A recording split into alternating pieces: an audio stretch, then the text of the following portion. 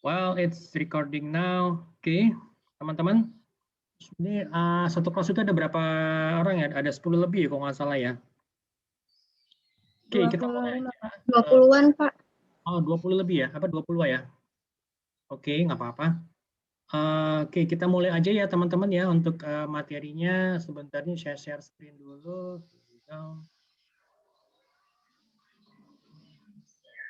Oke, di layar kalian itu kelihatan ya tulisannya ya. Apa namanya? Sebentar ini saya di layar kalian kelihatan ya. What is a computer? So the first use of the word computer was recorded in 1613 ya, 1613, 1613. Referring to a person who carried out calculations or computations, and the word continued with the same meaning until the middle of the 20th century. Jadi penggunaan pertama kali untuk kata komputer itu dicatat di tahun 1613. Tahu ya, jadi perhatikan ya untuk penyebutan angka tahun. Ini ya, kan ada 4 digit, jadi disebut itu 2 digit pertama dulu 16, 13 gitu ya. Kalau kita kan dalam bahasa Indonesia ada menyebutkan 1613, ada menyebutkan 1613. Tapi dalam bahasa Inggris, simply we just say 1613 gitu ya. Referring to a person who carried out calculations or computations, and the word continued with the same meaning until the middle of the 20th century. Jadi ini apa namanya, kata penggunaan pertama kali kata komputer itu dicatat di tahun 1613 itu mengacu kepada seseorang yang melakukan proses kalkulasi atau komputasi, dan juga penggunaan kata komputer ini tetap berlanjut sampai dengan pertengahan abad ke-20, 20th century ya. 20th century gitu loh. Okay, next. So, what is a computer? Apa itu komputer? A computer is a general purpose device that can be programmed to carry out a finite set of arithmetic or logical operations. Since the sequence of operations can be readily changed, the computer can solve more than one kind of problem. Oke, jadi komputer adalah merupakan device yang bertujuan umum yang dapat diprogram untuk melakukan sekumpulan of finite set, jadi sekumpulan operasi aritmatik atau operasi logika. Karena sekumpulan operasi ini dapat dirubah, makanya komputer itu dapat melakukan beberapa pekerjaan, dapat memecahkan beberapa masalah gitu loh. Oke, any difficult words, ada kata-kata yang susah? Silakan ditanyakan. Next. Also, we can say an electronic device that stores, retrieves, and processes the data and can be programmed with instructions. A computer is composed of hardware and software and can exist in a variety of sizes and configurations. Jadi, komputer itu juga, kita juga bisa mengatakan bahwa komputer itu adalah merupakan peralatan elektronik yang menyimpan, mengambil, dan juga memproses data dan dapat diprogram dengan instruksi gitu ya. Jadi komputer itu terdiri dari hardware dan software dan can exist itu, dan juga komputer itu dapat bentuknya bisa beragam gitu, dan juga konfigurasinya pasti beragam. Mulai dari misalnya komputer buat di rumahan gitu ya, yang all in one mungkin. Kemudian juga misalnya laptop yang kalian miliki, juga laptop juga pasti konfigurasi berbeda-beda. Kemudian juga sampai kepada misalnya server gitu ya, server yang ada di kantor kalian atau server yang ada di kampus, sampai kepada server yang ada di bank yang digunakan untuk melakukan proses proses data processing di bank. Jadi kan itu kan semuanya itu kan konfigurasinya pasti berbeda gitu. Antara komputer yang di depan, komputer yang di front office, yang di customer service, sampai kepada komputer yang ada di yang ada di back office, itu kan pasti akan berbeda konfigurasinya. Oke, lanjut ya. So, types types of computers. So we have mini and mainframe computers. Jadi ada komputer yang mini dan mainframe. So they are very powerful and used by large organizations such as banks to control the entire business operations. Well, they are very expensive. Jadi ada komputer yang nama mini dan mainframe komputer itu sangat kuat gitu ya. Dan juga itu digunakan oleh misalnya organisasi-organisasi yang besar seperti misalnya bank, perusahaan asuransi gitu kan ya, yang mereka memiliki banyak data gitu yang digunakan yang memiliki banyak data dan juga untuk menjalankan operasi dari bisnis secara keseluruhan gitu loh. Ya ini pasti harganya sangat mahal gitu kan. Personal computers, well, they are cheap and easy to use, often used as standalone computers or in a network. May be connected to large mainframe computers within big companies. Jadi personal computers ada lagi, itu cheap and easy to use, jadi murah dan juga mudah digunakan. Sering digunakan sebagai komputer yang sifatnya standalone atau tergabung ke dalam sebuah jaringan gitu ya.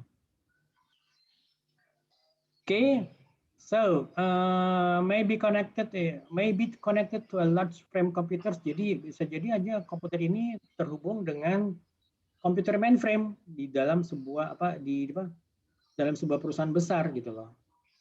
Gitu, oke? Kita lanjut ya. Selesai. Oke, sih sebenarnya ini nanti saya coba masuk ke pertemuan kedua. Sebenarnya sih nggak beda-beda jauh gitu ya. Oke, untuk pertemuan kedua kita masih tetap membahas mengenai mengenai ini what do we have inside the computer? Apa sih isi dari komputer itu? Jeroannya apa sih gitu loh? Gitu.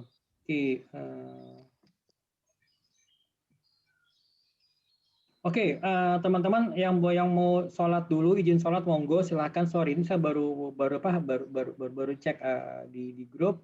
Silakan aja, santai aja. Nanti kalau udah selesai langsung aja join. Kemudian juga yang absen ini sudah saya bantuin absen semuanya teman-teman. Sorry, so there is no need to worry ya. Gitu. Oke, kita lanjut untuk yang di meeting 2 itu ya sebenarnya masih juga. Maaf, mau tanya. Ya. Berarti absen pertemuan kedua nggak absen lagi? Udah, kan langsung di absen. Ini kan masih pertemuan pertama. Oh gitu, makasih ya Pak. Tenang aja, nanti kan pas lagi ada kelas pengganti itu sebagai untuk menambahkan kekurangannya gitu loh. Kira-kira kalau misalnya ada waktu kapan nih bisa saya kasih kelas pengganti, santai aja sih. Paling dia nanti bahannya saya upload di YouTube, saya kasih tugas ya saya upload di YouTube semua tugas nanti saya upload di e-learning gitu loh, di MyBest gitu loh. Kira-kira kapan kalian ada waktu tolong diinfokan. Gitu. Misalnya kayak pasti minggu depan sih gitu kan. Minggu depannya kira-kira di hari apa nanti tolong saya diinformasikan aja gitu loh. Kalau untuk minggu depan itu kalau Senin itu saya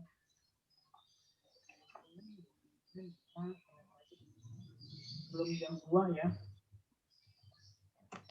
Kita Senin itu Senin pagi. Kalau Selasa saya free. Kecuali kalau malam ya, kan kalian bisa kalau Selasa mungkin bisa pagi atau siang terserah kalian. Gitu. Nanti saya kasih kira-kira kapan saya ada waktu luangnya gitu kan. Oke, kita lanjut lagi ya teman-teman ya. Ada yang mau ditanyakan? Any questions? So inside the computer, so a general purpose computer has 4 main components. Jadi komputer itu memiliki 4 komponen utama. Apa saja? So the arithmetic logic unit (ALU), the control unit, the memory, and the input and output devices. So collectively we can say I/O devices. Jadi I/O itu refer kepada input output device gitu loh. So these parts are interconnected with by buses often made of groups of wires gitu loh. Gitu, oke.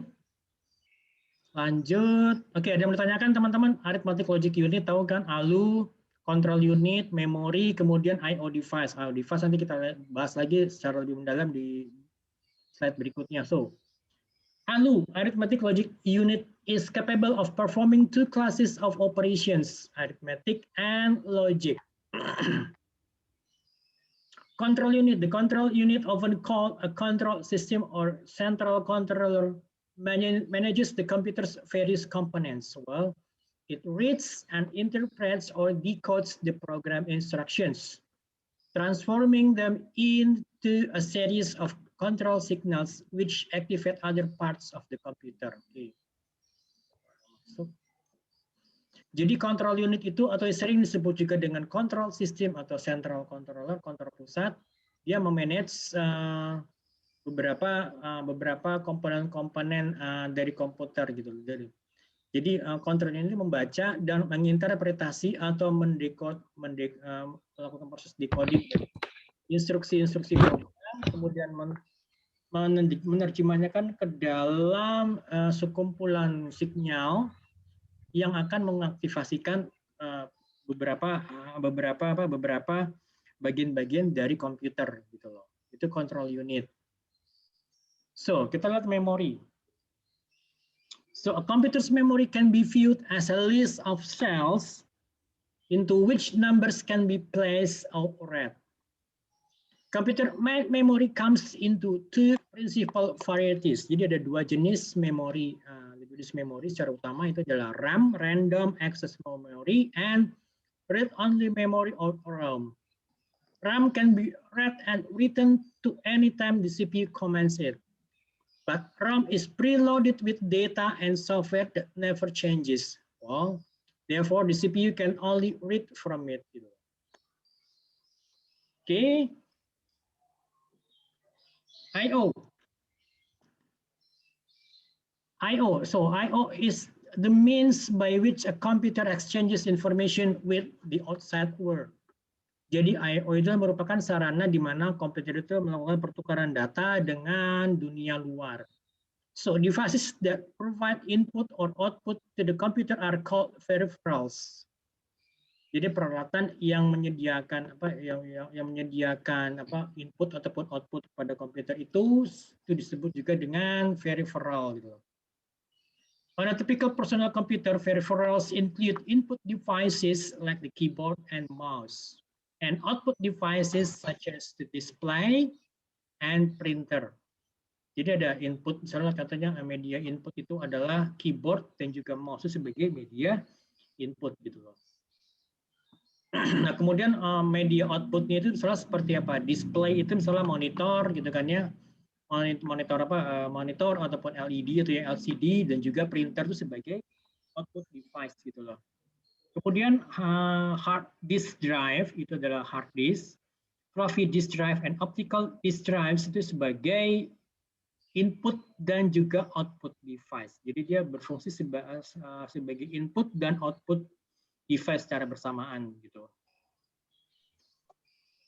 Oke, kita lihat input device. So let's just have a look input devices in details. Input device is any peripheral or piece of computer hardware equipment used to provide data and control signals to an information processing system, such as a computer or other information appliance. Examples of input device include keyboards, stereo keyboards, mouse itu mouse ya, kalau mouse itu singular, kalau plural itu mice, scanners, digital cameras, and input device. Digital kamera atau mungkin misalnya misalnya CCTV kamera juga sebagai input device gitu loh. Kan? Kemudian juga joystick, misalnya kalau kalian yang hobi main game gitu ya. Joystick sebagai input device-nya gitu loh. Oke, yang kedua, output devices. An output device is any piece of computer hardware equipment used to communicate the results of the data processing carried out by an information processing system such as a computer, which converts the electronically generated information into human readable form. Jadi output device itu adalah merupakan equipment dari hardware yang digunakan untuk mengkomunikasikan hasil dari data processing ini, dari hasil pemrosesan data yang dilakukan oleh sistem proses informasi, jadi dilakukan oleh komputer, di mana output ini mengkonvert secara electronically, jadi mengkonvert hasil prosesnya itu ke dalam bentuk atau format yang dapat dimengerti oleh human gitu loh. Jadi contoh misalnya gambar gitu kan ya, gambar yang ada di mana, yang gambar yang ada di layar, gambar di layar kalian, kemudian juga misalnya di printer itu juga kan. Nah ini beberapa contoh input device, misalnya seperti mouse gitu ya, kemudian juga keyboard, kemudian juga trackballs, ya kan. Ini input device gitu ya, kemudian juga ada touchpad, joystick, scanner. Nah, kemudian monitor LCD ini sebagai output device-nya gitu loh. Oke, jadi misalnya printer gitu kan, kalau ada printer ya large format printer itu seperti plotter, kemudian juga speaker itu juga sebagai output device. Kemudian juga speech synthesizers itu adalah yang peralatan yang dimana memberikan kita kemampuan tidak hanya untuk mendisplay teks pada monitor, tapi juga itu juga alat ini juga bisa membacakan teks untuk kita. Speech synthesizers gitu yang tinggal mendengarkan. Storage device itu juga seperti hard disk drive, dan juga floppy disk, jadi kalian sudah tahu ya. Hard disk itu kan kapasitas semakin lama semakin membesar, itu kalian bisa coba lihat di situ. Ini kan beberapa main parts of the computer gitu loh. Oke, ada yang mau ditanyakan sampai sini teman-teman? Saya mau coba tambahkan beberapa ada lagi bahan itu nanti saya upload di MyBest, nanti juga saya coba share di mana? Sebentar, additional items, here we go.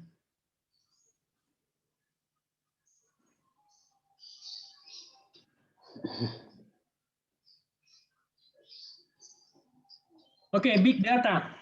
Apa itu big data, teman-teman? Ini terkait dengan apa? Terkait tadi dengan media penyimpanan. Sekarang kita bicara mengenai big data, which is di mana datanya itu pasti disimpan di yang tadi hard disk ya, di hard disk mungkin atau di cloud computing gitu kan. Seperti itu. Nah, sekarang kita bicara big data. Jadi we got 25 need to know facts. Jadi ada beberapa data-data, ada 25 fakta yang perlu kita ketahui terkait mengenai big data gitu loh. Okay, number one. So every 2 days, jadi setiap dua hari sekali. So every 2 days, we create as much information as we did from the beginning of time until 2003. Jadi setiap 2 hari sekali kita menciptakan informasi sebanyak yang kita create, yang kita buat dari awal dari awal waktu gitu ya, maksudnya dari awal waktu, let's say katakanlah mungkin dari awal tahun Masehi sampai dengan tahun 2003. Nah, setiap 2 hari sekali kita tuh menciptakan informasi sebanyak itu gitu loh. Lalu yang kedua, number 2.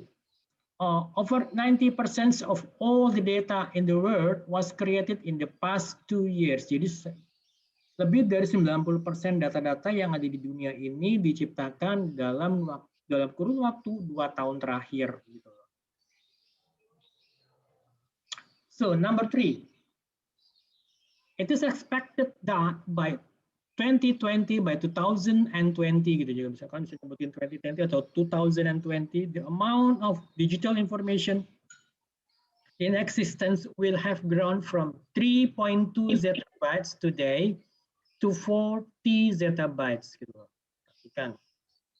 Jadi itu diperkirakan bahwa di tahun 2020 jumlah informasi digital yang ada akan tumbuh dari 3,2 zettabytes menjadi 40 zettabytes. Jadi diperkirakan sekarang jumlahnya lebih dari 40 zettabytes. Okay, number 4, the total amount of data being captured and stored by industry doubles every 1.2 years. Jadi jumlah data-data, jumlah secara keseluruhan data-data yang di-capture dan disimpan oleh industri itu meningkat setiap 1,2 tahun gitu loh. Okay, next. Every minute we send 204 million emails, generate 1.8 million Facebook likes, send 278,000 tweets, and upload 200,000 photos to Facebook. Apa artinya? Jadi setiap menitnya itu kita mengirimkan 204 juta email, menghasilkan 1,4 juta Facebook likes, mengirimkan 278.000 tweets, dan juga mengupload 200.000 foto ke Facebook. Bayangkan, setiap menitnya, bayangkan kalau dalam 1 jam itu ada berapa? Ya kan, 1 jam. Kemudian kalau setengah hari yang which is equals 12 jam itu berapa banyak? Kemudian 1 hari berapa banyak gitu loh. Coba bisa berarti kan kita bisa ngitung itu berapa banyak data yang kita upload di Facebook, yang kemudian juga tweets yang kita upload misalnya di Twitter, kemudian juga foto maupun video yang kita upload ke Facebook gitu loh. Gitu. Oke. 6. So Google alone processes an average over 40,000 search queries per second, so making it over 3.5 billion in a single day. Jadi Google aja itu memproses 40.000 search query per 1 detiknya. Bayangin kalau dalam 1 harinya itu ada 3,5 miliar. Ya kan, 3,5 miliar search queries gitu loh. Gitu. Jadi saya katakan misalkan kalian saat ini lagi ngetik misalnya apa, big data, kalau coba cari informasi big data di Google, nah pada saat yang bersamaan itu ada kurang lebih 40.000 orang atau 40.000 search queries termasuk diri kalian yang mencari informasi di Google gitu loh.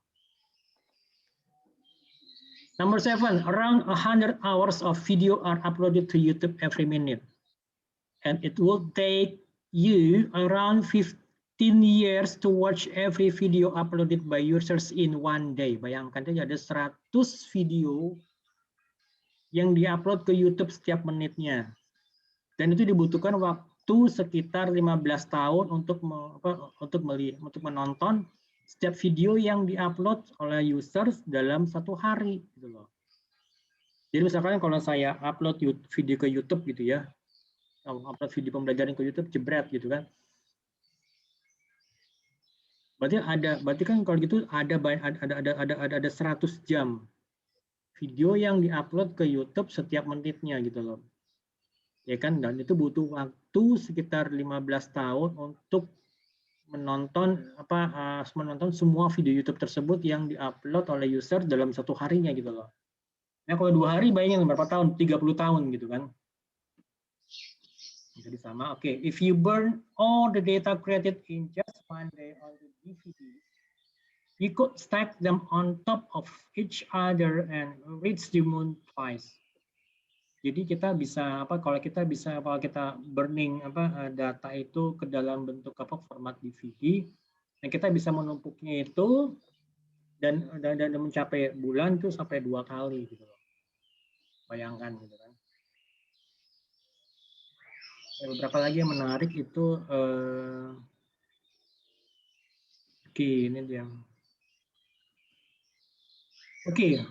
Today's data centers occupy an area of land equal in size to almost 6,000 football fields. Jadi data center saat ini tuh menempati area itu yang sama dengan ukuran 6.000 lapangan football, American football ya, lapangan bola di Amerika gitu loh.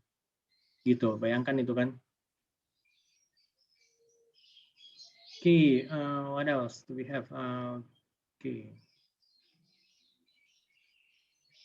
Ada beberapa lagi yang menarik itu, misalkan gini.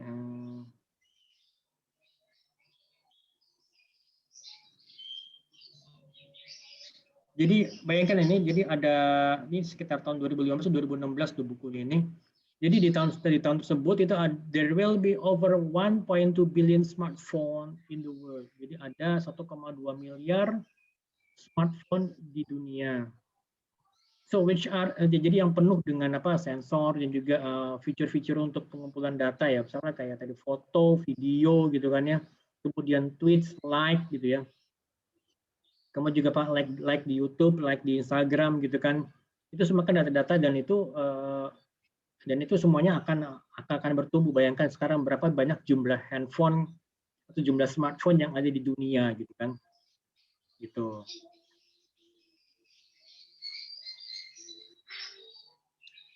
Okay, the boom of the Internet of Things or IoT will mean that the amount of devices connected to the Internet will rise from about 13 billion today up to 50 billion by 2020. Jadi dengan meningkatkan dengan boomingnya Internet of Things, ya, IoT, itu berarti bahwa jumlah device yang saling terkoneksi dengan internet itu akan meningkat dari 13 juta menjadi 50 juta di tahun 2020. Bayangkan kalau sekarang tahun 2020, kira-kira angkanya di angka berapa? Gitu kan.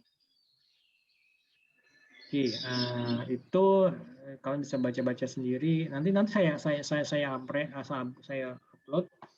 Ada lagi yang menarik nih yang terjadi di mana di California. Jadi big data has been used to predict crimes before they happen. Jadi big data dapat digunakan untuk memprediksi kriminal, kejadian kriminal sebelum kasus tersebut terjadi gitu loh. Jadi ini predictive policing. Jadi predictive policing trial predictive policing method ini dilakukan di California dan juga mampu untuk mengidentifikasi area-area di mana kejahatan tersebut akan muncul.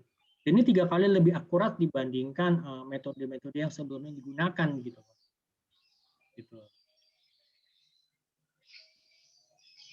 Oke,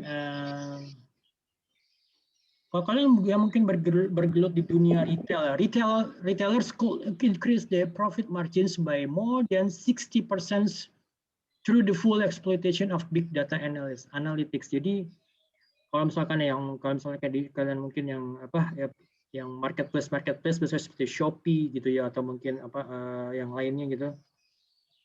Mereka tuh memanfaatkan big data karena big data ini dapat meningkatkan margin mereka, profit margin mereka itu lebih dari 60% dengan pemanfaatan big data. Nah, ini bukunya seperti ini kalau kalian mau coba cek ya kan. Gitu. Oke, dari saya itu aja sekian. Kalau misalnya ada yang mau ditanyakan, monggo silakan teman-teman.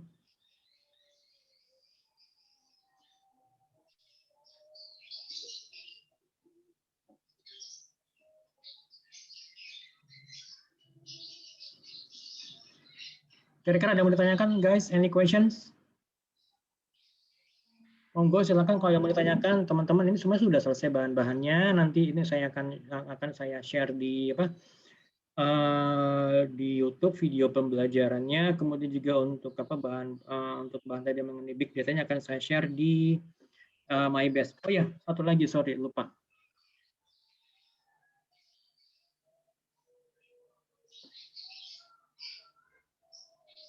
Ada tugas, tapi tugasnya simple kok.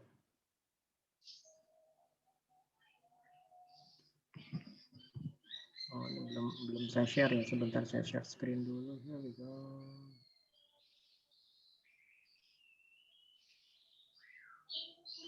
Oke, ini apa namanya?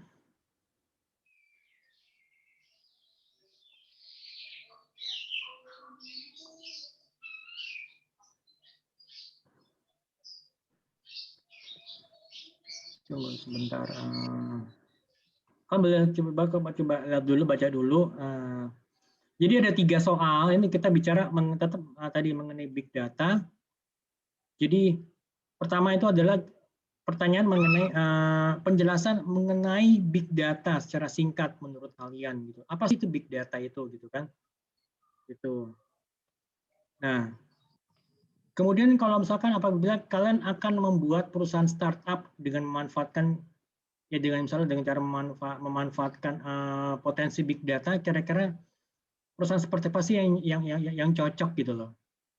Dan yang ketiga, aplikasi-aplikasi apa saja yang dapat digunakan untuk mensupport big data. Jadi aplikasi saja yang dapat digunakan untuk mensupport big data, bukan aplikasi yang mendapatkan keuntungan dari big data, kebalik ya, dia mengenai aplikasi yang dapat digunakan untuk support big data. Itu seperti apa aplikasinya. Oke, nanti tentu mengenai tugas itu bisa dikumpulkan minggu depan. Pokoknya minggu depan. Mengenai tugas itu nggak harus pakai bahasa Inggris. Kalian pakai bahasa Indonesia pun juga oke, itu udah lebih dari cukup gitu loh. Itu terus mengenai apa namanya, kalau kalian selalu pakai bahasa Inggris ya monggo aja nggak apa-apa. Jadi kalian ada tambahan nilai, kerjakannya dengan menggunakan format Microsoft Word atau Microsoft PowerPoint, silahkan. Tapi yang paling penting adalah tolong kalian tuliskan dengan lengkap nama kalian, NIM, dan juga kode kelas, karena kan saya ngajar beberapa kelas nih, jadi biar saya tahu oh ini dari kelas ini, kode kelas itu, jadi biar lebih enak gitu loh. Kalau misalkan nggak ada keterangan kelasnya ya nggak akan saya periksa, sorry to say. Oke, itu aja dari saya. Ada lagi mau ditanyakan teman-teman mungkin? Iya Pak. Ada yang tanyakan guys? Any questions? Berarti nanti tuh tugasnya dikumpulin pas pertemuan ketiga Pak? Iya. Oke. Pas ketemuan ya kedua atau ketiga juga boleh, santai aja sih sebenarnya. Gitu. Pak, untuk pengumpulan tugas itu pakai apa namanya subjek untuk emailnya nggak? Apa nggak usah langsung kirim aja? Oke, pakai subjek dong tetap itu. Oh oke. Jadi biar saya tahu oh ini tugas keberapa, tugas mengenai apa, kemudian juga dari kelas mana gitu loh. Gitu, oke? Jelas? Teman-teman ada yang tanyakan? Jelas Pak. Jelas ya, oke. Mengenai big data ada yang mau ditanyakan mungkin teman-teman? Untuk soal yang nomor 3. Nomor 3 kenapa Untuk tuh? soal yang nomor 3 itu dijelaskan atau cuma sebutkan aja? Penjelasan singkat aja. Penjelasan singkat aja sih, nggak harus yang detail banget, enggak. Tapi penjelasan singkat aja gitu, nggak apa-apa. Terus untuk yang nomor 2 itu cuma contoh satu perusahaan kan Pak? Ya. Jadi saya katanya misalkan kamu jadi apa, kalian itu membuat perusahaan startup gitu, kira-kira startup dalam bidang apa sih gitu loh, gitu. Startup misalnya apa, game kah, atau mungkin startup dalam bidang apa gitu loh, perancangan apa gitu kan ya kalian berkhayal aja di situ. Gitu. Oke, jelas? Teman-teman? Ada lagi yang ditanyakan? Any questions guys? Enggak Pak. Enggak ada Pak. Pak. Kalau misalnya tanyakan Jelas Pak. Saya di grup atau mau japri juga monggo silakan gitu ya. Karena kan waktunya udah mau habis. Jadi biar apa? Biar Baik Pak. Oke.